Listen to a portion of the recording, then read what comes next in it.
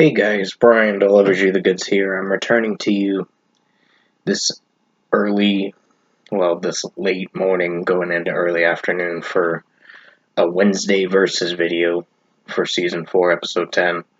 That I planned on doing this Wednesday versus video for April 2nd. So hopefully you will enjoy this Wednesday versus video, and I'll probably have a little bit of an update to let you guys know about something that happened recently. So it's not really good, but it's just is what it is, I guess. But I'll let you know soon. But other than that, episode 10 for season 4 for Motionless and White versus Northlane. So I'm going to discuss what I listened to for both these bands that I listened to and let you know who I deem to be the winner for this Wednesday versus video, if it's one band, the other band, or both. And yeah, let's dive into this Wednesday versus video season 4, episode 10. So pretty much I'm going to start with Motionless and White. I've heard pretty much all their albums. I've heard from the Creatures record.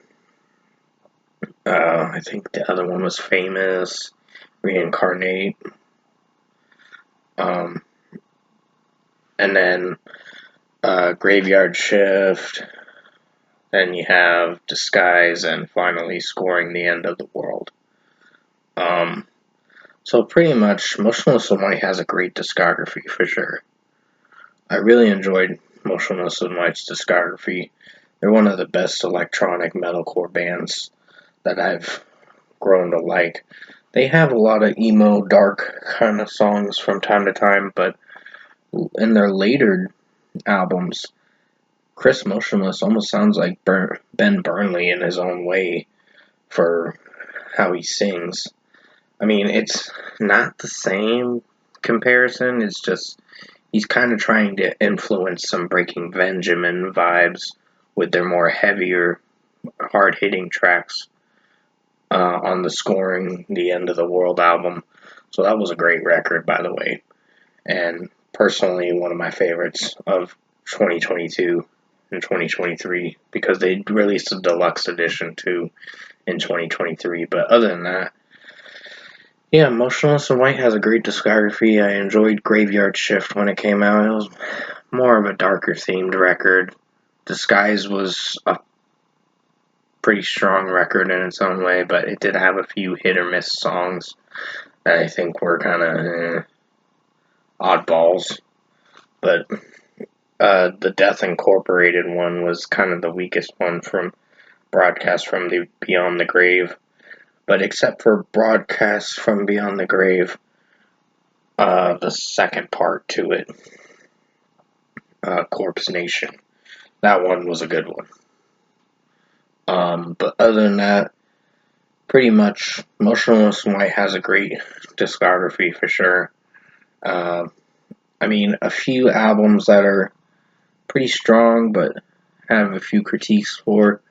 But other than that, great discography from them, for sure. So the next band I'll talk about is Northlane. Now, Northlane is a more electronic-core, metalcore band, and they're as strong as Motionless and White. They're still a good band too, in their own way. Obsidian was my favorite record. I've heard some of their older material too. I just have to go back and get a refresher on what I listen to. So sometimes when I listen to an album's discography once, it takes me a while to go back and revisit it. But it's something I will revisit for sure. But pretty much, Northlane is a great band too. I love the Obsidian record. That was a pretty good record. Had a few songs that I was hit or miss about, but nothing to the extent where the album was terrible. It was a pretty strong record in its own way. And then you had Alien, which was a really good record. The 2019 album. I think they had a 2017 album, Mesmar. And some other albums before that. But pretty much, Northlane is a good electronic core, metalcore kind of band, and they infuse their sound with more electronics, but it works. That is the good way that it works.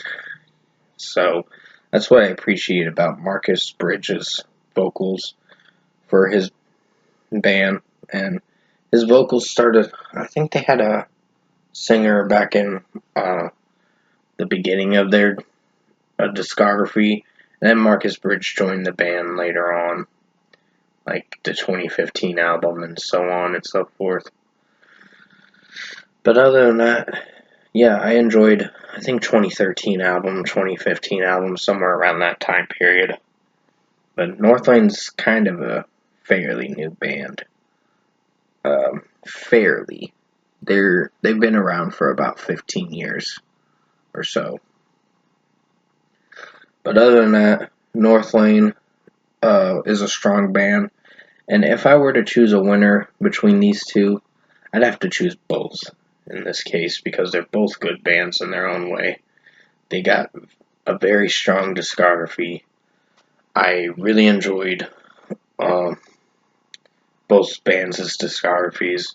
They're not disappointing. They're very strong. I've listened to plenty of their music, and I've enjoyed majority of what I've listened to. And pretty much, yeah. I'm choosing both as the winner for this Wednesday versus video. I hope you guys enjoyed this Wednesday versus video season 4 episode 10 video. I did the best I could to make it as